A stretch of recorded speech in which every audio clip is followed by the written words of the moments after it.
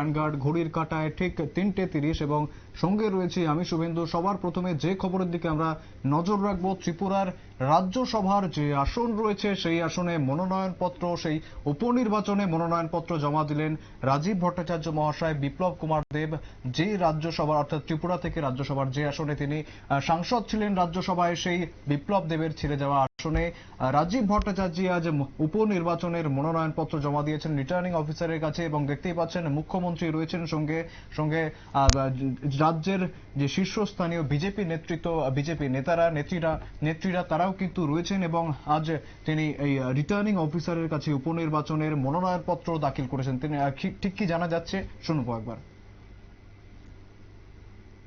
পার্টির তরফ থেকে এবং আমাদের সাথে এখন মধ্যাও আছে, আইপিএফটিও আছে, সবাই মিলে ভারতীয় জনতা পার্টির তরফ থেকে এবার রাজ্যসভার যে ভ্যাকেন্ট পোস্টটা আছে সেই পোস্টে আমরা ত্রিপুরা প্রদেশ বিজেপির মাননীয় সভাপতি শ্রী রাজীব ভট্টাচার্যকে মনোনয়ন দেওয়া হয়েছে।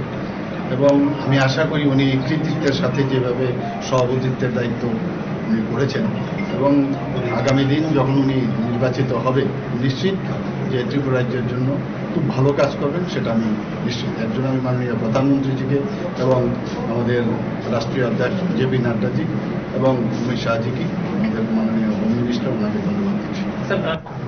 আমি আমাকে এত বড় পরিসরে কাজ করার সুযোগ করে দেওয়ার জন্য আমার দেশের যশস্বী প্রধানমন্ত্রী নরেন্দ্র মোদীজি, আমাদের রাষ্ট্রীয় সভাপতি আদরণীয় জেপি নাড্ডাজি, আমাদের গৃহমন্ত্রী অমিত ভাই শাহজিকে ধন্যবাদ জানাই যে আমার মতো এরকম ছোট কার্যকর্তাকেও এত বড় পরিসরে কাজ করার একটা সুযোগ করে দিয়েছে।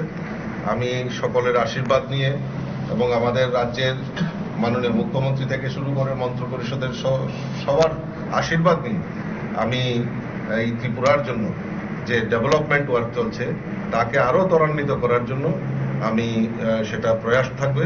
এবং আমাদের যে লক্ষ্য, মাননীয় মুখ্যমন্ত্রীর যে স্বপ্ন এক ত্রিপুরা শ্রেষ্ঠ ত্রিপুরা, এই এক ত্রিপুরা শ্রেষ্ঠ ত্রিপুরার গড়ার লক্ষ্যে আমিও একটা অংশীদারিত্ব হব, এটাই আমার কাছে সবচেয়ে বড় প্রাপ্তি। স্যার, রাজ্যসভার সদস্য মূলত স্যার বিধানসভার সদস্যদের দ্বারা নির্বাচিত হন, সেই ক্ষেত্রে বিরোধী দলের যারা সদস্যরা রয়েছেন তাদের প্রতি আপনার কি আহ্বান থাকবে?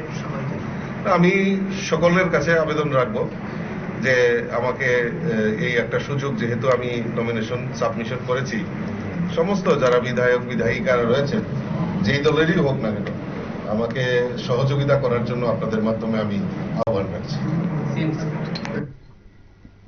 একেবারে শুনলেন রাজ্যসভার সাংসদ পদপ্রার্থী রাজীব ভট্টাচার্য, তিনি ঠিক কি জানিয়েছেন। পাশাপাশি রাজ্যের মুখ্যমন্ত্রী মানিক সাহা তিনি ঠিক কি জানিয়েছেন আমরা শোনালাম। তারা সকলেই বলছেন যে বিজেপির যে উন্নয়নের পথ, সেই উন্নয়নের পথ দেশের পাশাপাশি রাজ্যকে উন্নয়নের দিকে এগিয়ে নিয়ে যাওয়ার যে পথ, সেই পথ সুগম করার জন্য ভবিষ্যতে কাজ করবেন রাজীব ভট্টাচার্য, এমনটাই কিন্তু জানাচ্ছেন। ফিরে আসছি একটা বিরতির পর, সঙ্গে থাকুন।